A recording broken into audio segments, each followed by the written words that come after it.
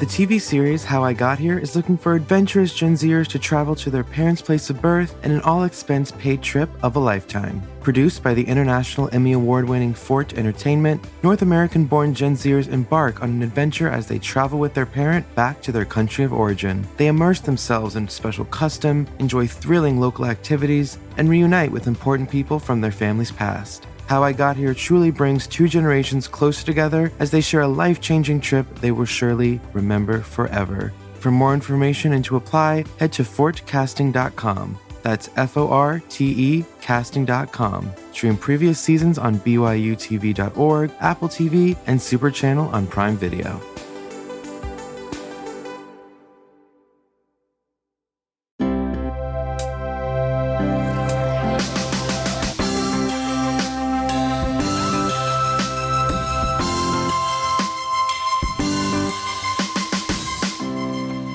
Hey everybody, welcome back to another episode of Banterly, the Gen Z podcast about pop culture and media. My name is Aidan. And I'm Suha, and welcome back.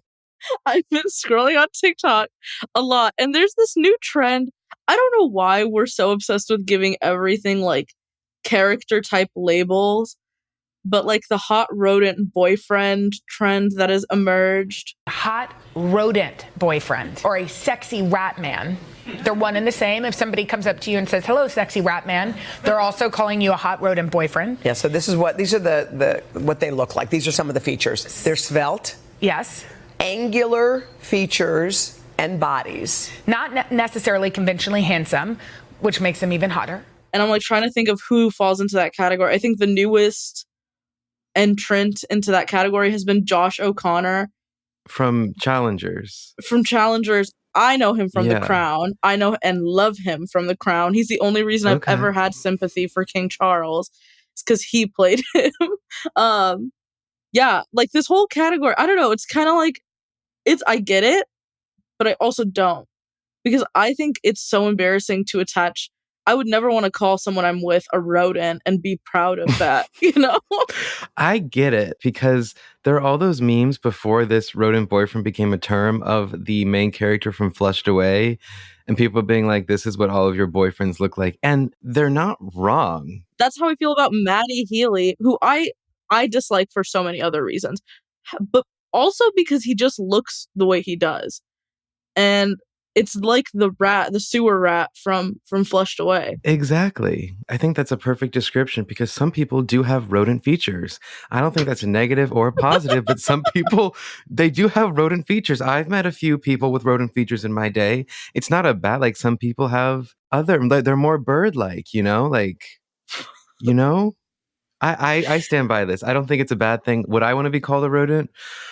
I don't know, but a lot of the people on the list are like, people love them. Like, and also the other guy from Challengers, Mike Feist, is also on the list I've seen. And Timothée Chalamet's been on the list. In the list I saw, yeah. Interesting. Okay, well, that's a lot to sit with. But yeah, what else have you seen in pop culture, I guess? I've talked about this before, but I became obsessed with a TV show called The Traitors a little bit ago. A bunch of reality stars come together, compete. You have people from Housewives, Bachelor, Big Brother, all around the map, and they just announced the cast for season 3. Let me tell you the standouts from my perspective. There's 5 housewives. Ones that stick out: Dorinda Medley. Love Dorinda from Real Houses in New York. We have Dolores Catania from New Jersey. Robin Dixon from Potomac. I personally think Robin's boring, so maybe she'll spice it up for this. But some other people. Britney Spears' ex-husband. What? Sam Asghari is going to be on it.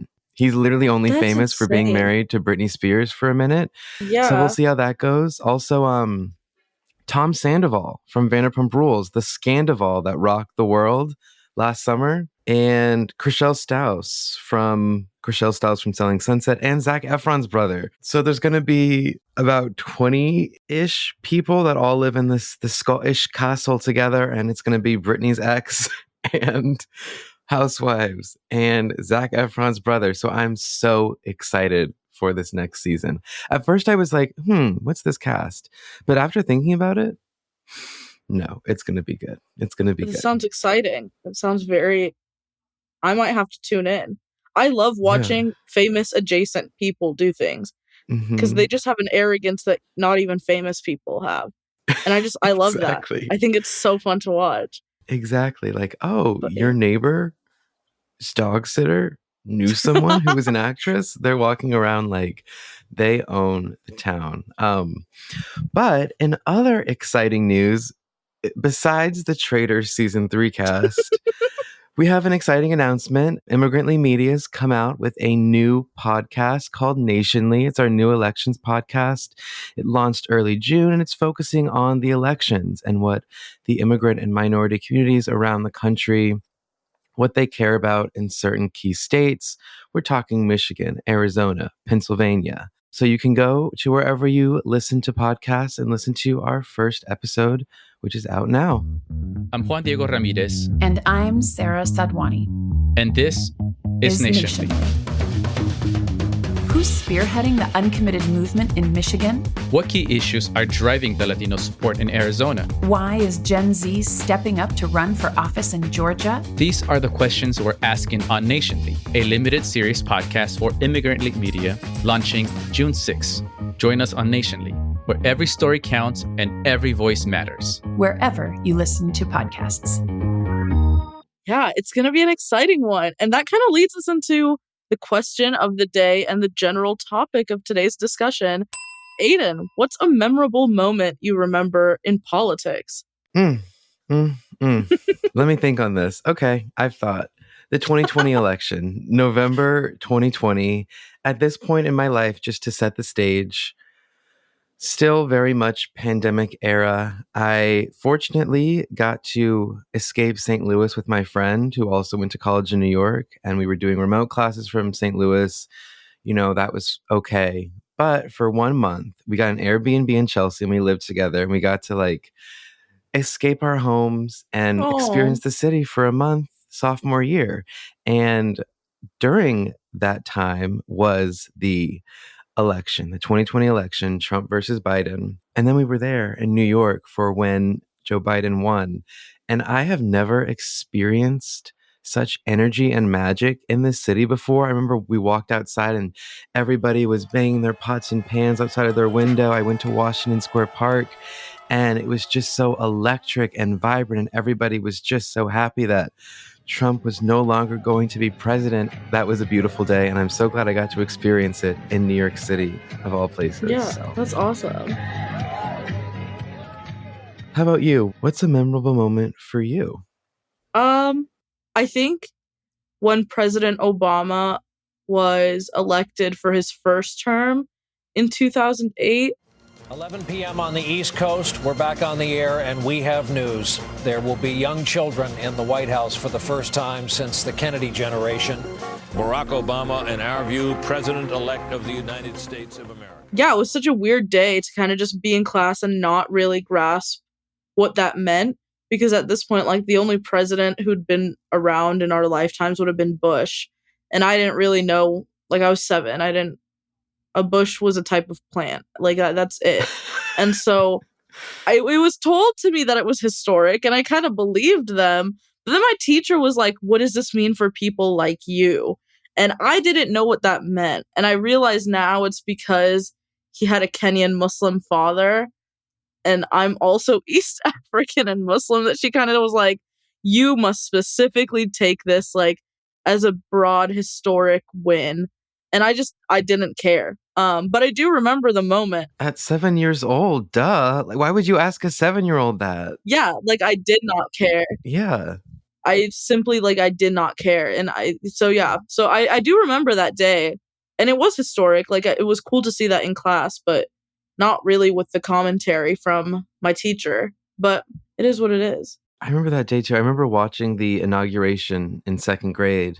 They projected it on. I was like, wow, it was like, that's so true. It was our first introduction. All the other elections I remember Mr. Mitt Romney. I remember Hillary in 2016. That was a sad day. That one was a tough one. I remember that one. Oh, God. My school felt like... It was somber. Yeah, that was a weird day. We had a mixed bag in my school. There were some people who were like, "Rah," and some people were like, wow. Oh, we had that too. Yeah, like some kids pulled up in a pickup truck with 4 Trump flags attached, and the rest of us were like, can you read a room? Like, can you, I don't know. But, that leads us into today's episode. We're talking politics, we're talking election season, but most importantly, we are talking about Veep. In my opinion, the greatest show of the 21st century. Politics is about people. Politics is about people. I've met some people, okay, real people, and I got to tell you, a lot of them are idiots. Yeah, we talked about it in your first episode that we both love Veep. For anybody who hasn't seen it, it takes place over 7 seasons, and surprisingly, all 7 seasons are amazing. It wasn't like Glee that fell off after season 3. I will always bring back Glee. That's an interesting comparison. But it follows Selina Meyer. She is vice president in season 1, and it's just a little sitcom that follows her and her staff through her political journey in Washington, D.C. And it's flippin' hilarious. Dan, did your boyfriend know anything about this? I was trying to use Jonah for intelligence. That's like trying to use a croissant as a fucking dildo. I thought that... No. Let me be more clear. It doesn't do the job, and it makes a fucking mess. I reserved Veep as my airplane show when I first started watching it. I was like, short episodes, 10 episode seasons. I'll watch this on a plane. They were easy to digest. I was LOLing. And then after a while, I was like, wow, Aidan, this is a good show. This is a really good show. Why am I just watching this when I'm in an aircraft, which is not super duper often? So I just started just plain old watching it. And I think I finished it all last year or within the past year and a half. But oh my gosh, so good. It really is. Like, I watched it in full for the first time when I was in college. And luckily the show had already been entirely out. And that was like, I sat down and truly watched it that time. But then I just finished a rewatch of it last month. And that was more of that kind of like, it was kind of background noise. It's just become a comfort show where when I'm like, I cannot eat a meal without having something to entertain me. I don't know what that says about me as a person, but I always will go to Veep if I don't want to think about what to watch, because it's just so, I'll always laugh, and it doesn't matter where it picks up, I'll always enjoy it. And you don't need to know anything. It's so easy to watch. I'm not a super political person, but I watched it and I understood it and I got it. Like, it's not like watching, I don't know, one of those dramas. Yeah, and I mean, even if you don't know a lot about politics, it's so interesting that a lot of DC staffers or people who do work in politics have since come out and said that Veep is like the most accurate show they've seen of their day-to-day in DC or in the policy world, compared to shows like West Wing or House of Cards, which are those serious dramas that you'd expect are more accurate, which is it's interesting to say the least. It's frightening a little bit. But yeah. A little frightening. There are reasons cannabis is illegal in New Jersey for those under 21. If you're a parent, you should know them. Early cannabis use can inhibit brain development, impair learning, and increase the risk of later substance abuse and mental health issues. Talk to your kids about cannabis. Set clear boundaries. Most of all, be a role model. Be cannabis smart to stay cannabis safe. Learn more at cannabissafe.nj.gov. This episode is brought to you by Snapple.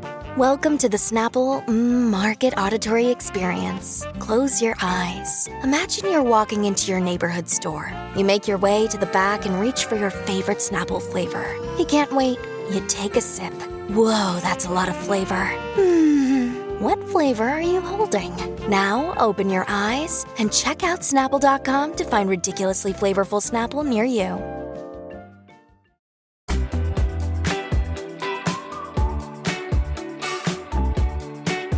Like I said, Veep was 7 seasons long, so obviously we didn't watch all 7 seasons this past week to talk about it, but we decided to choose 2 highly rated episodes, Helsinki, which is season 2, and then Kissing Your Sister, which is in season 5. How'd you like Helsinki? Oh my God. I just love the back and forth between Selena and Minna. so much. And I think I'd read somewhere too that like a lot of their discussions tend to be improv by the two actresses, which is That's incredible. Like amazing. they'll literally just roll the camera and let them like talk. So like I think the whole Angry Birds thing is probably one of the funniest exchanges she has with another political leader in the entire show. We also have a gift for you of famous Finnish birds. Oh my goodness. Oh my. Oh, I have it. Thank you. What a lovely clock with an unusual bird. The angry birds. Of being like, what is this clock of an angry bird you gave me? And Minna being like, this is our most successful export. Yeah, it's so funny. That prime minister is one of my favorite characters, I think. I didn't know that most of it was improv. That adds another layer for me, but she's just so funny. And she's the type of person or the type of character that it's not outwardly like, oh, cracking jokes. It's just her personality. Like when they first met and Selina was like, oh, you can call me Selina. Madam Prime Minister. I am delighted to welcome you to Finland. Thank you. And please call me Selina. Selina? Yes? Excuse me? What? Shall we begin? Oh, yes. Yeah. Yes. Would you like to lead the way? Yes. Or you like to go first? Oh, no? we can go together. In tandem. We shall go. Yes. She just calls her name. She's so funny to watch. She is. But she's one of those characters that if you ever interacted with her in real life, I think you'd be like struggling to not pull your hair out like one by one because you're so aggravated by her. She comes back throughout the series. So I think this episode is such a good intro to a character like her. And so, yeah, like the episode starts with them on a plane to Finland, where Minna is the prime minister. Kind of coming off some backlash of a song from earlier episodes that Selina made making fun of Europe, to the point that European journalists were calling her quote unquote Europhobic and asking questions to her and her interim communications director, like, would you ever say that about other parts of the world? And yeah, like a running joke throughout the whole episode is that Dan, the interim communications manager, just has to keep going back to journalists and apologizing over and over, which I think is so fun to watch. Here we go. Ken's given Barbie the slip. Okay, guys.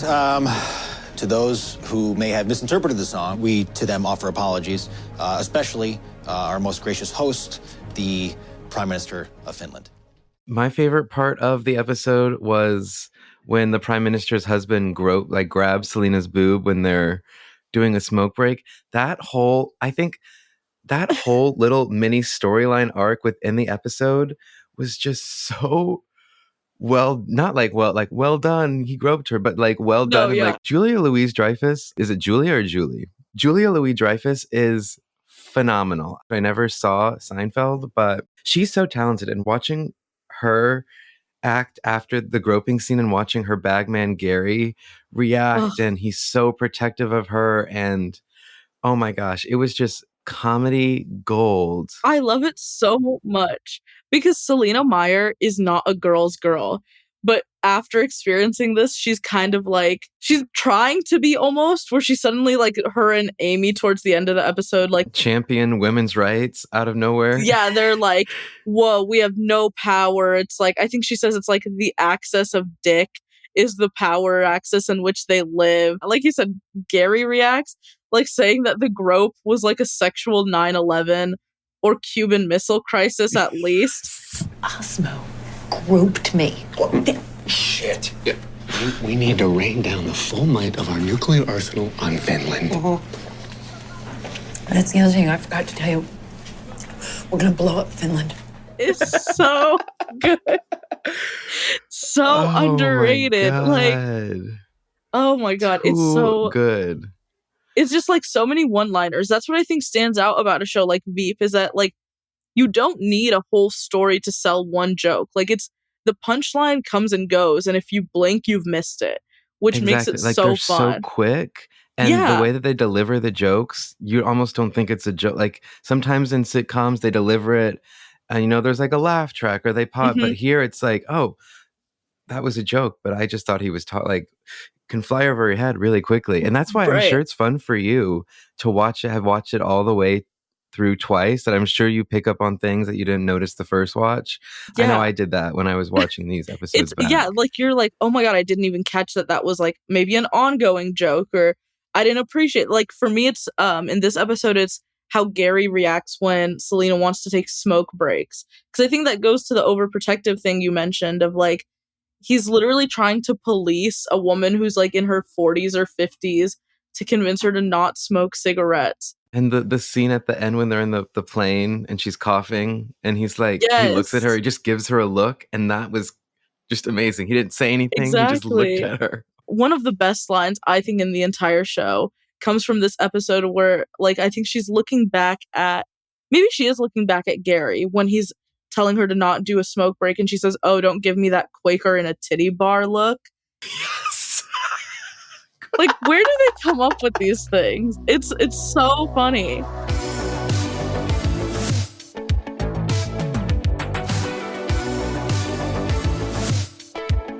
But the other episode that we decided to talk about, Kissing Your Sister, totally different vibes because it's all sort of documentary style because Selina's daughter, Catherine, she's making a documentary for herself and just a behind the scenes. And at this point in the show, there is a vote in the House. I didn't watch a whole lot before it, but Selina became president because the president, he stepped down. He resigned because the running joke for that was that his, like, the first lady had to be put on like suicide watch. So not funny, but they made it into a joke. And so Selina becomes president.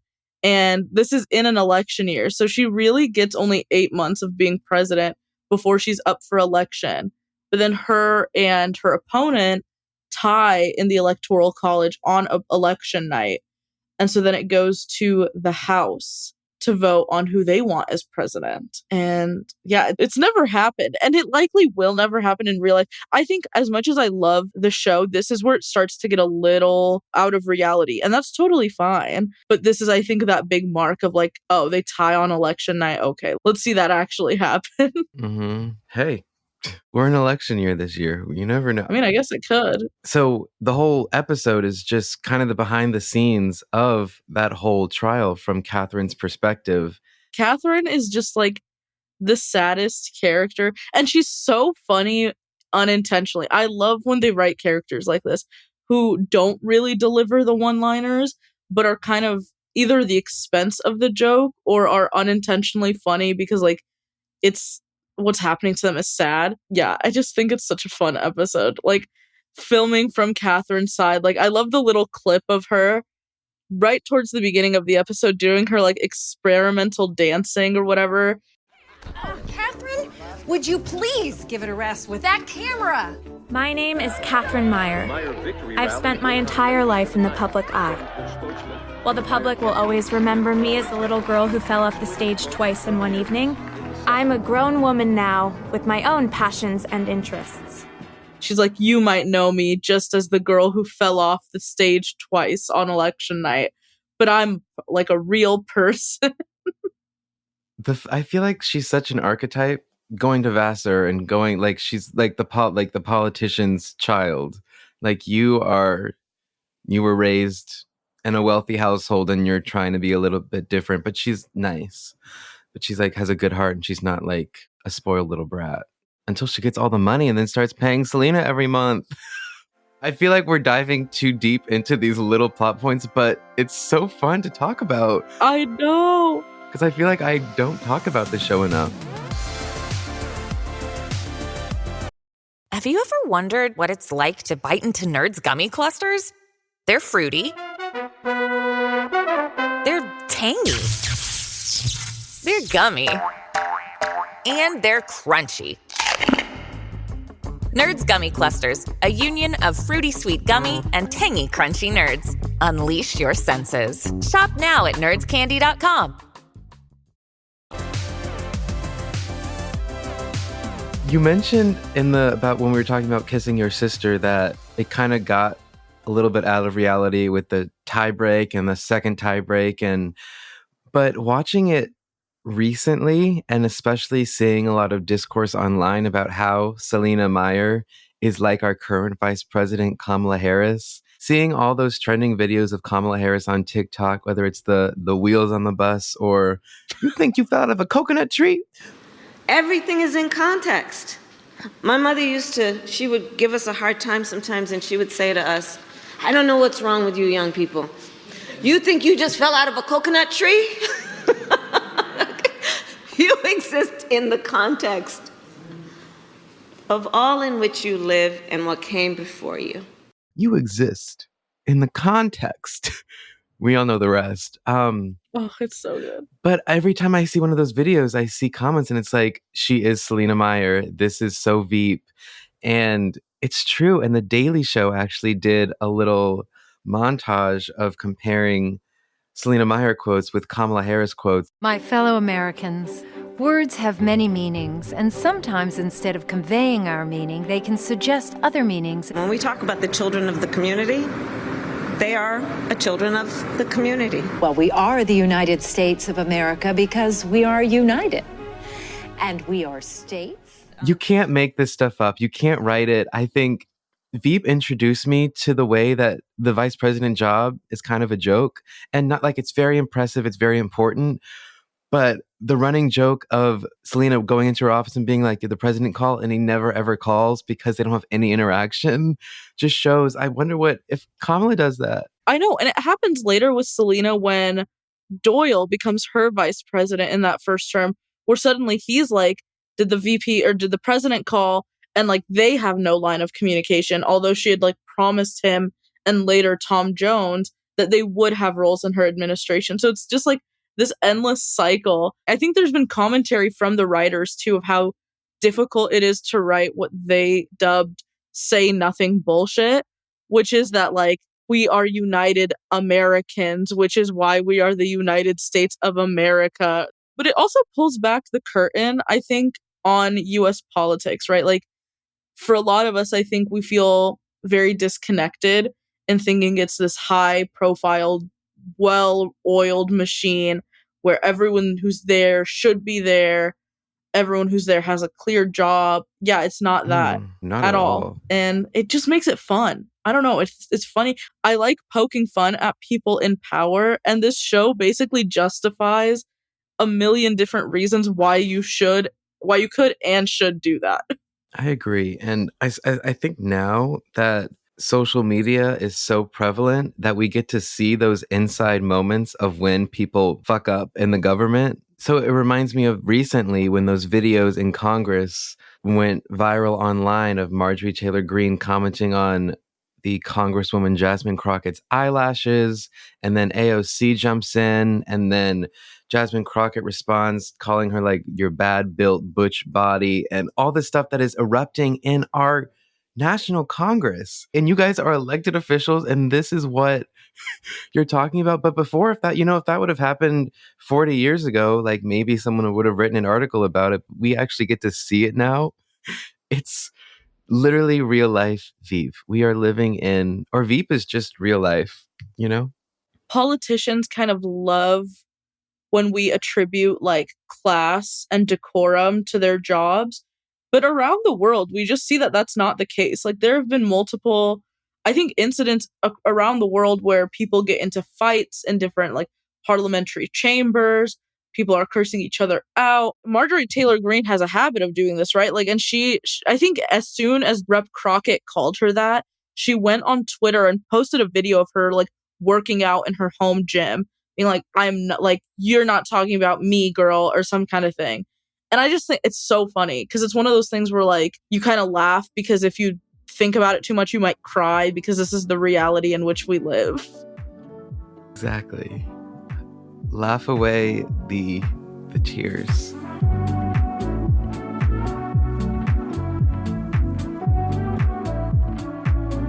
Do you have a favorite character? They're all kind of awful. My favorite character, just based off them as a person, Gary. I think Gary, his heart was always in the right place. I think he really devoted his life to Selina, and she really did not reciprocate, especially in the end. And I feel really bad for Gary. But I also like Selina. I think there are few characters that are so, you can be like, oh, that's such a Selina Meyer. Like, oh, she's so Selina Meyer. Like, it's not like you're not going to be like, oh, such an Amy Bruckheimer. Selina's just, is that, Yeah, I see what you mean. I think she's yeah. definitely like, she's such an interesting character. And I love that you're never really meant to root for her, but you can't help but like love watching her. Yeah, I think I feel that way about both her and Jonah. I'd say those are my two favorite characters. Not because I particularly like align with them in any way or think they're good people, but they are such well-written characters and well-acted characters that you kind of just like can't take your eyes off of them in any scene that they're in, or kind of just want to watch more of them. But yeah, it's such a good show. I love Veep so much. If you haven't seen it, you guys got to watch it. Yes, you're missing out. You are genuine. Like, I can't even stress enough how funny it is, but I think that we've stressed. Yeah. Let us know your thoughts on Veep, if you've seen it, if you haven't seen it, who your favorite characters are, what your thoughts are on the current election, all of the above. Feel free to share your thoughts with us, Banterly at immigrantlypod.com, and engage with us on our socials at Immigrantly Media on Instagram and at Immigrantly Podcast on TikTok. Banterly is produced by Shay Yu, written by us, the co-hosts Suha, Musa, and Aidan Taylor. The executive producer and editorial review is done by Sadia Khan. Our sound designer and editor is Ben Allman. The Banterly theme music is by Simon Hutchinson, and additional music is by Epidemic Sound. See y'all next week. Awesome. Now I'm just gonna go watch more Veep. No, me too.